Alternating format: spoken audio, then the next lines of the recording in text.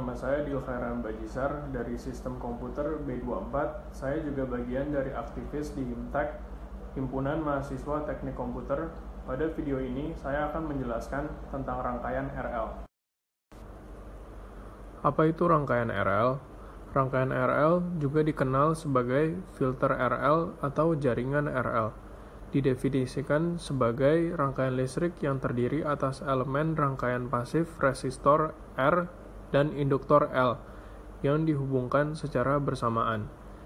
Rangkaian RL digerakkan oleh sumber tegangan atau sumber arus. Karena adanya resistor di dalam rangkaian RL, maka rangkaian RL akan mengkonsumsi energi, sama dengan rangkaian yang lainnya, yaitu rangkaian RC yang terdiri dari elemen rangkaian pasif resistor dan kapasitor, atau rangkaian RLC yang terdiri atas elemen rangkaian pasif resistor, induktor, dan kapasitor. Tentunya ini tidak sama dengan rangkaian LC yang tidak akan mengkonsumsi energi karena tidak adanya resistor. Meskipun ini hanya dalam bentuk rangkaian yang sederhana, di dalam dunia nyata bahkan rangkaian LC akan mengkonsumsi sejumlah energi. Hal ini disebabkan oleh resistansi dari komponen dan kabel penghubung tetap ada atau tidak sama dengan 0. Bayangkan suatu rangkaian RL sederhana di mana resistor R dan induktor L dihubungkan secara seri dengan sumber tegangan V. Mari kita melabeli arus yang mengalir di dalam rangkaian tersebut sebagai I dengan satuan ampere, dan arus yang melalui resistor dan induktor masing-masing adalah IR dan IL. Karena resistansi dan induktor dihubungkan secara seri, maka arus di kedua elemen tersebut dan rangkaian tetap sama, yaitu I sama dengan IR sama dengan IL. Biarkan VR dan VI menjadi tegangan jatuh atau voltage drop pada resistor dan induktor. Dengan menerapkan hukum tegangan Kirchhoff ke dalam rangkaian tersebut, kita akan mendapatkan tegangan V sama dengan VR ditambah VL, di mana VR adalah tegangan dari resistor dan VL adalah tegangan dari induktor. Selanjutnya, kita akan mempelajari tentang diagram fasor untuk rangkaian RL. Sebelum menggambar diagram fasor dari rangkaian RL seri, kita harus mengetahui terlebih dahulu hubungan antara tegangan dan arus dalam hal resistor dan induktor. Yang pertama adalah resistor. Dalam kasus resistor, tegangan dan arus berada dalam fase yang sama, atau kita dapat mengatakan bahwa perbedaan sudut fase antara tegangan dan arus adalah 0. Selanjutnya adalah induktor. Dalam kasus induktor, tegangan dan arus tidak sefase. Tegangan mendahului arus sebesar 90 derajat, atau dalam kata lain, tegangan mencapai nilai maksimumnya dan nilai 0 90 derajat sebelum arus mencapainya. Setelah memahami hubungan antara tegangan dan arus dalam hal resistor dan induktor, maka sekarang kita dapat menggambar diagram fasor dengan mengikuti langkah-langkah sederhana berikut. Langkah yang pertama, dalam kasus rangkaian RL seri, resistor dan induktor dihubungkan secara seri, sehingga arus yang mengalir di kedua elemen tersebut adalah sama, yaitu IR sama dengan IL sama dengan I. Jadi, ambil fasor arus sebagai referensi dan gambarkan pada sumbu horizontal seperti yang ditunjukkan pada diagram. Setelah itu, dalam kasus resistor, baik tegangan dan arus berada di dalam fase yang sama, sehingga gambarkan fase tegangan VR sepanjang sumbu atau searah yang sama dengan fasor arus, yaitu VR sefase dengan I. Langkah yang ketiga, kita tahu bahwa dalam induktor, tegangan memimpin arus sebesar 90 derajat, sehingga gambar VL tegangan jatuh melintasi induktor tegak lurus terhadap fasor arus. Selanjutnya adalah langkah yang keempat atau yang terakhir. Sekarang kita memiliki dua tegangan VR dan VL.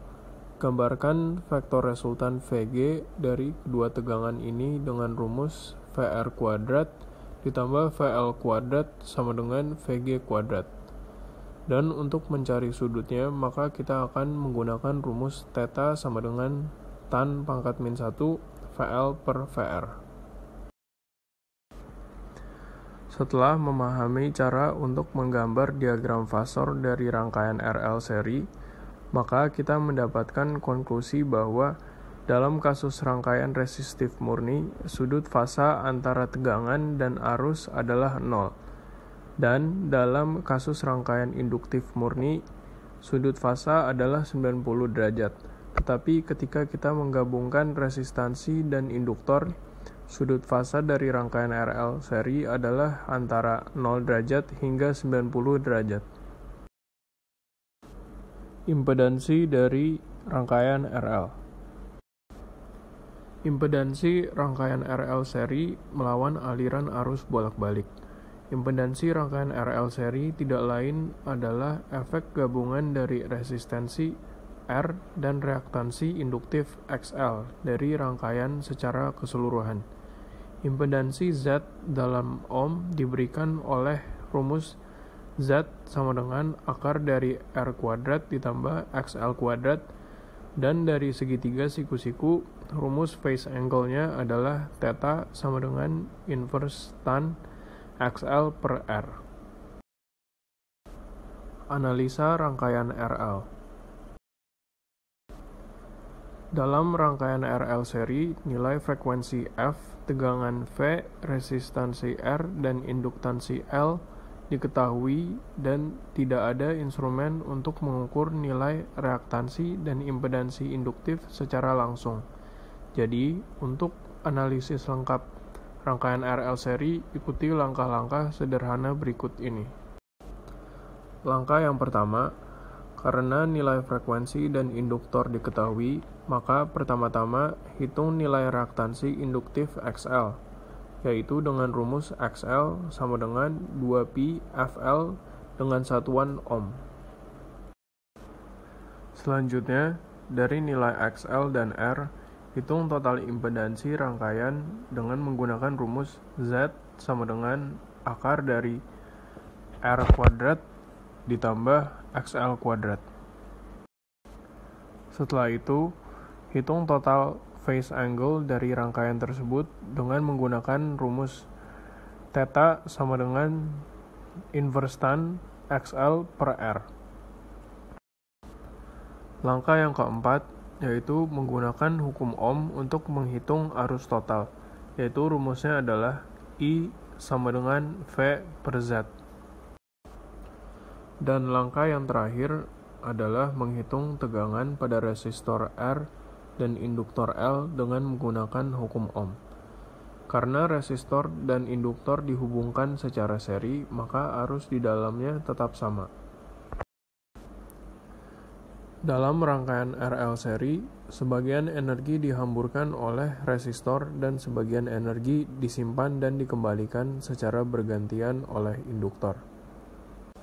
Daya sesaat yang diberikan oleh sumber tegangan V adalah P sama dengan V dikali I dalam satuan watt. Yang kedua, daya yang dihamburkan oleh resistor dalam bentuk panas, rumusnya adalah P sama dengan I kuadrat dikali R. Tingkat di mana energi disimpan dalam induktor, rumusnya adalah P sama dengan V L dikali I. Variasi impedansi dan phase angle dengan frekuensi. Jika nilai dari frekuensi meningkat, maka reaktansi induktif juga meningkat karena berbanding lurus dengan frekuensi. Selain itu, total impedansi Z juga ikut meningkat. Selanjutnya, phase angle juga ikut meningkat dan hambatan tetap konstan. Setelah kita mempelajari tentang rangkaian RL seri, maka kita juga patut mengetahui aplikasi-aplikasi di dalam kehidupan nyata dari rangkaian RL. Yang pertama adalah RF amplifier. Dan yang kedua adalah sistem komunikasi. Yang ketiga adalah osilator. Yang keempat adalah radio wave transmitter. Yang kelima adalah pemrosesan sinyal. Dan yang keenam adalah magnifikasi arus atau tegangan listrik. Baik, mungkin sekian dari presentasi saya. Saya Dil Khairan Bajisar mengucapkan terima kasih atas perhatiannya.